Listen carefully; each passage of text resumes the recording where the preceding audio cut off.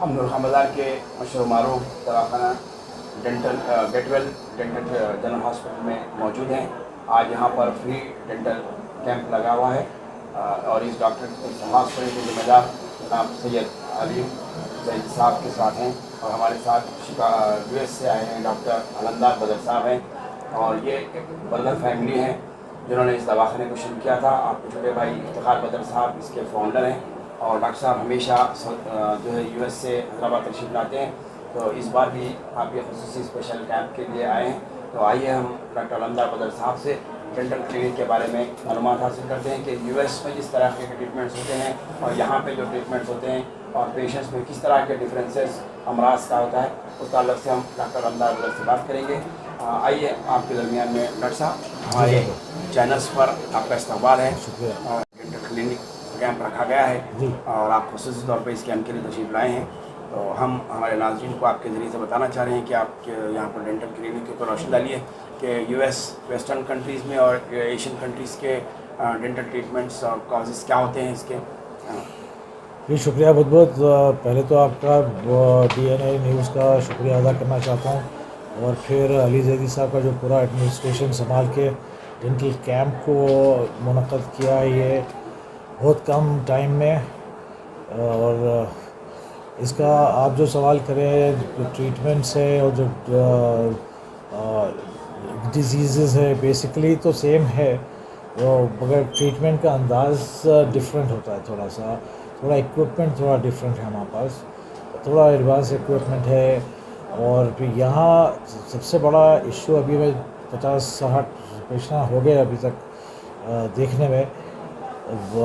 College के ज़माने में उस्मानिया मेडिकल कॉलेज डेंटल कॉलेज जब कॉलेज के ज़माने में जो पेशेंट्स देखते थे वही टाइप के पेशेंट्स हैं, कोई ज़्यादा डिजीज़ तो वही है मगर अवेयरनेस बहुत कम है अपने कितने पास। साल का डिफरेंस है डॉक्टर साहब आपकी ये प्रैक्टिस में और आज के उसमें गैप काफ़ी? देखिए, मैं ग्रेजुएट हुआ 1981 जुलाई में और 39 ईयर्स 41 ईयर्स के अंदर आप कोई डिफरेंस नहीं पाए? मैं डिफरेंस पाया औरतों में ज़्यादातर यंग लड़कियां के दांत ज़्यादा अच्छे हैं, बहुत अवेयरनेस है यंग लड़कियों के between the ages of 20 and 35, बहुत कॉशियस है। जैसा पहले टेढ़े बिंगे दांतों को भी केयर नहीं करते थे, मेरे ख्याल से पेरेंट्स लड़कियों के वास्ते बहुत ज़्यादा अवेयर करके ऑर्थो ट्रीटमेंट्स कराए हैं। और बस तो पेशेंट्स के एक भी कैविटी नहीं है, क्लीनिंग काफ़ी अच्छी कर रहे यंग बच्चे। और ओल्डर फोक्स में आप देखिए 40-45 साल के जितने भी पेशेंट्स हैं उनको गम डिजीज़ का एक इश्यू है। अब वो एक पेशेंट हमें को बोले 5 महीने पहले साफ़ कराया मैं दांत, मगर 5 महीने पहले साफ़ नहीं कराया, मैं देख के बोल सकता हूँ। तो ऐसे डेंटल डिजीज़ को क्या नाम देते हैं डॉक्टर साहब अगर मेडिकल टर्मिनोलॉजी में? जैसे कैविटी है, कैविटी तो खेरीज बोलते हैं, डिजीज़ होते हैं मेडिकल लाइन में। खेरीज होते हैं। सबसे पहले जो कीड़ बोलते हैं उसको बोलते हैं केरियस टूथ। केरियस टूथ होता है स्टार्टिंग इनिशियल स्टेजेस में, उसको फिलिंग कर सकते हैं या कंपोजिट फिलिंग कर रहे हैं आजकल, टूथ कलर फिलिंग बोलते हैं। अगर बहुत ज़्यादा डीप हो गई तो उसके बाद फिर रूट कैनाल करना पड़ता, दर्द होता, फिर रूट कैनाल करके क्राउन करते हैं उसको। वो एक दांतों का डिजीज़ है। एक है गम डिजीज़। यहाँ ज़्यादातर अपने इंडियन सब कॉन्टिनेंट में, इंडियन पाकिस्तानी बोलो आप दोनों भी, उन लोग में गम डिजीज़ ज़्यादा ही है। इसकी वजूहत डॉक्टर साहब? इसकी वजूहत ब्रश बराबर नहीं करना, कुल्ली बराबर नहीं करते, और रात में सोने से पहले ब्रश नहीं करते, खाना वैसे रहता। और फिर उनका एक एटीट्यूड है कि भाई दांत साफ़ कराए तो दांत ढीले हो जाएंगे जी। ये एक प्रिसीव्ड बना लेके रखे, डॉक्टर से एडवाइस नहीं लेते हो लोगों के, खुद बोलते हो लोग कि ये क्या मशवरा है दांत क्लीनिंग कराने में? Cleaning every 6 months, every 6 months. इसमें रूट जो है अंदर से नहीं, कुछ भी नहीं होता, कुछ भी नहीं होता आपको, और रूट सॉलिड रहते। अब दांत और गम्स के बीच में कुछ नहीं रहना चाहिए, दांत और गम्स के बीच में कुछ भी नहीं रहना चाहिए। अब अल्लाह मियाँ दिए दांत और गम्स दिए, दैट्स इट। बीच में आप अगर टाटर जमा हो गया, उसमें स्टेन्स जमा हो गया, उसकी वजह से गम्स खराब जी जी डायबिटीज पेशेंट्स के लिए जो है आइस, किडनी और जो है गम्स, ये इफेक्ट्स होते हैं तीन पार्ट बॉडी के इंपॉर्टेंट। लेकिन इसके दांत में इफेक्ट होने की वजूहत ज़्यादा दांत में शुगर का क्या रोल है इसके अंदर? शुगर का रोल, मैं खुद डायबिटिक हूँ तो मेरे को खुद मालूम है कि उसके वास्ते गम्स का इफेक्ट है। डेफिनेटली ब्लीडिंग होती है पहले, उसके बाद फिर डायबिटीज़ में हीलिंग प्रोसेस बहुत स्लो होता है। हीलिंग प्रोसेस को भी कुछ भी करने दो आप, किधर भी कट हो तो हीलिंग प्रोसेस लेट होगा।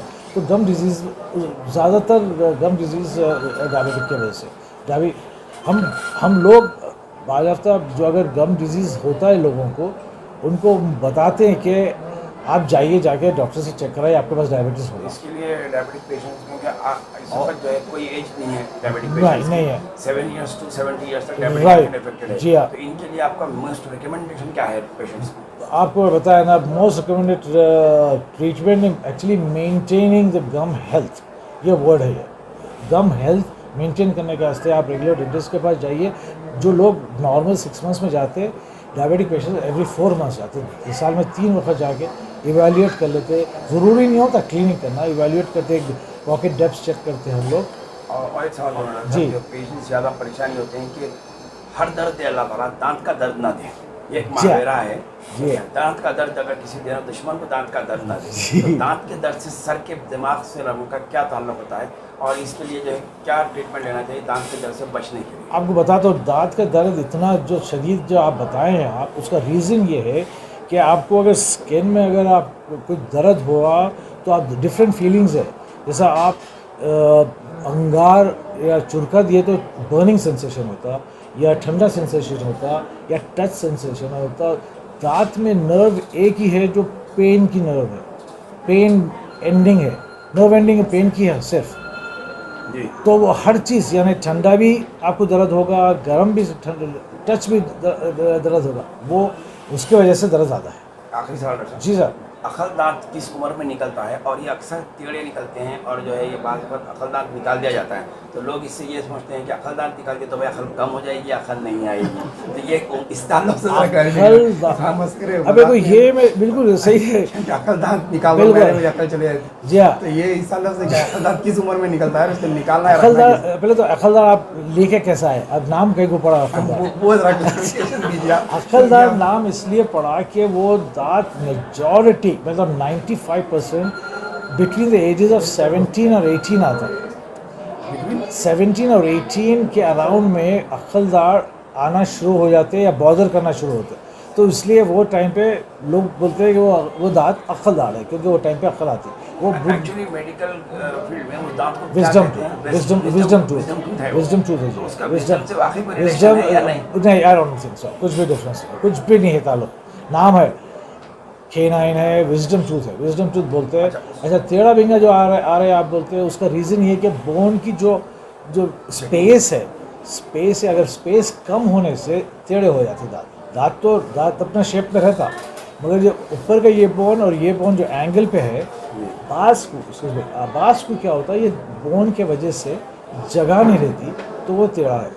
दैट्स इट, और कुछ भी डिफरेंस नहीं।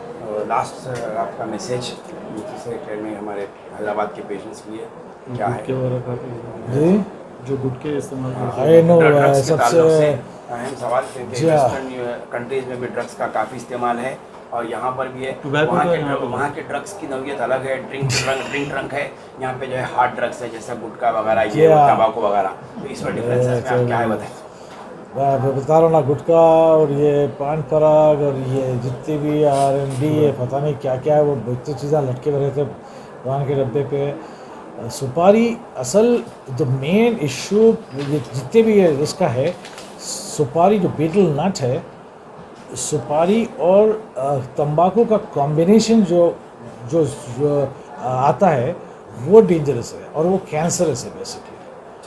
Basically cancerous. पहले गाल जितने भी आप गुटखा खाने वाले हैं, दांतों को मसोड़ों को छोड़ के, मेरे को दांतों से मसोड़ों से कोई ताल्लुक़ नहीं है। अगर चले ठीक है, पूरे दांत भी निकाल देंगे उसके वो, मगर फिर भी अगर गुटखा खाया उन्हें, तो उसका ये गाल जो है ना, ये हिस्सा उसका फाइब्रोस होता है, उसको बोलते हैं सब म्यूकस फाइब्रोसिस। वो प्री कैंसरस स्टेज है।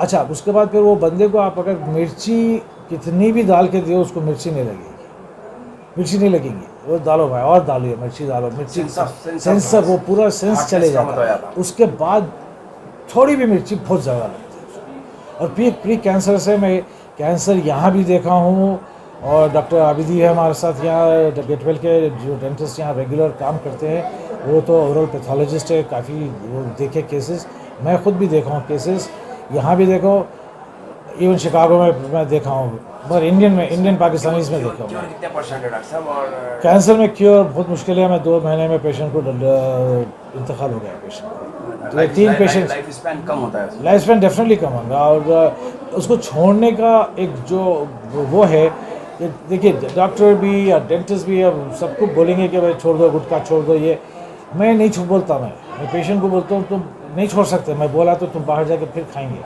गारंटी। मैं उसको एडवाइस ये देता हूँ तुम क्वांटिटी कम कर लो, क्योंकि उसको टेस्ट चाहिए रहता, उसके दिमाग में रहता कि टेस्ट होना है। मैं बोलता हूँ एक तुम चमचा खा रहे या एक पूड़ी खा रहे तो बिल्कुल थोड़ा खाओ, एंड देन सेटिस्फैक्शन ले लो, थूक दो उसको, और कुल्ली करके सो जाओ रात में कम से कम, और गम हेल्थ के वास्ते रुजू